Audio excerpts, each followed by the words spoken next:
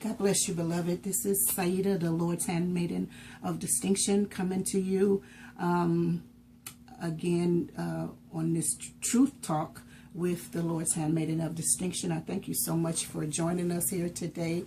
I pray that you will be blessed by the words that the Holy Spirit will speak from my mouth.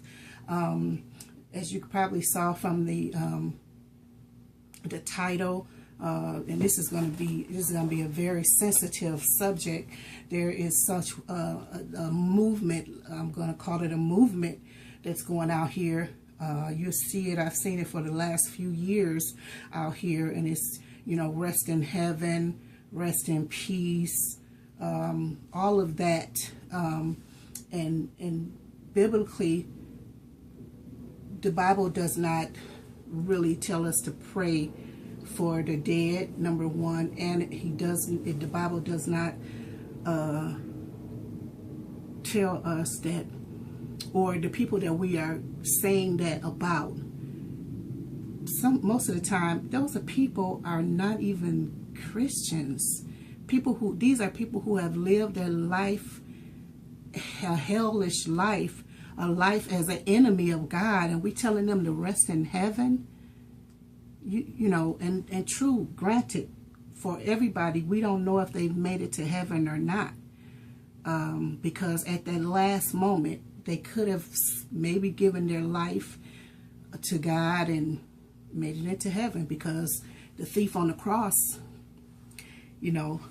although he was not at that point of death, he was at, the point of death. You understand?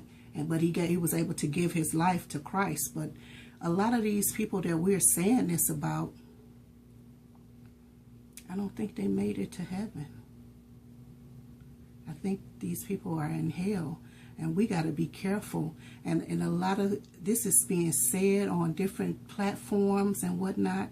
And then we also see people, they will say that they have wings, or we'll depict them with their body on their, what do you call it? Excuse me, give me a minute. And we depict them as having wings, as if they got wings when they went to heaven. And the Bible does not tell us that people get wings when they get to heaven. These are things that television tells us, different shows, movies and things like that. But that's not biblically true, that we get wings. We don't become angels. God, there's already angels in heaven, angelic beings and whatnot already in heaven. We become, what is it called? Celestial. We can become celestial, but we do not become angelic beings in that manner. That's not what we come to heaven for. And we'll say that God called people because he needed them and things of that nature. We got to really be careful and be mindful and be, I want to say intelligent, or about the things that we're saying, because it's not true. Recently, and this is what really provoked me to come, somebody was just talking. I was listening to somebody just today and a couple of days ago, and they were saying that somebody got their wings, but today they were saying that somebody passed away, their husband passed away, bottom line, and they've been saying that the person has been visiting them in the night. The person is dead now, and they're saying that the person is visiting them, and they're saying that the person, and then they telling they having conversations with the person, and they're telling the person to watch over them. Once a person is deceased, there should be no,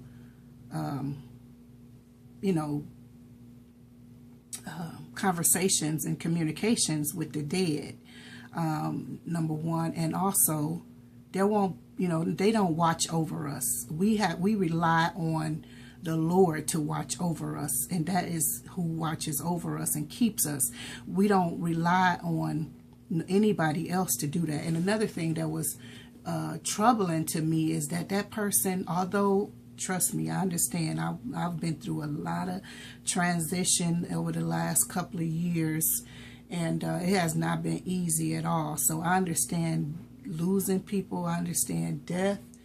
You know, I understand. Just give me a minute. Sorry about that. So I wanted to, another thing, you know, I forgot what I was saying, but the thing is, so watching over us. She was saying that you know, she wanted her husband to watch over them, or watch over the family. That's what she wanted him to do.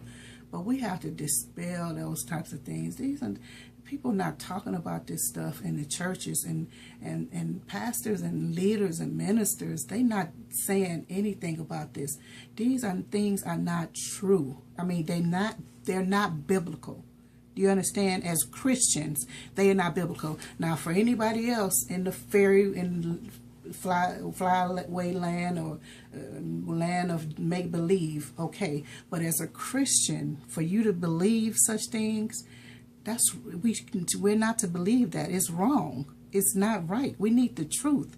And that stuff is not the truth. We have to know that we know what the Bible is saying. The Bible tells us that to study yourself, you know, study the Bible to show yourself approved, you know, workman that need not be ashamed. The things I've been seeing, it's shameful, and and that's what, like I said, that was what provoked me to come on. You know, it's like, I can't believe that people are saying this type of thing and believing it, you know, saying that, oh, they're in a better place. You don't know where they are, and if they're in hell, that's not a better place.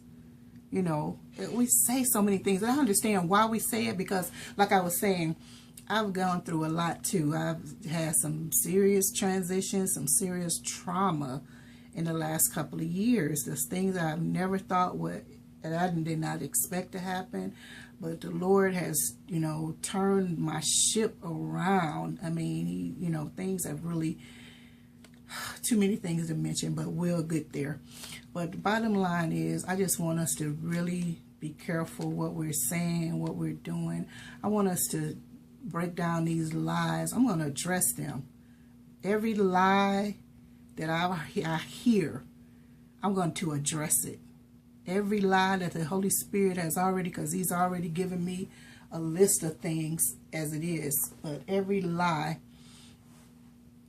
that I feel needs to be addressed, or that led by the Spirit to be addressed, I'm going to address it.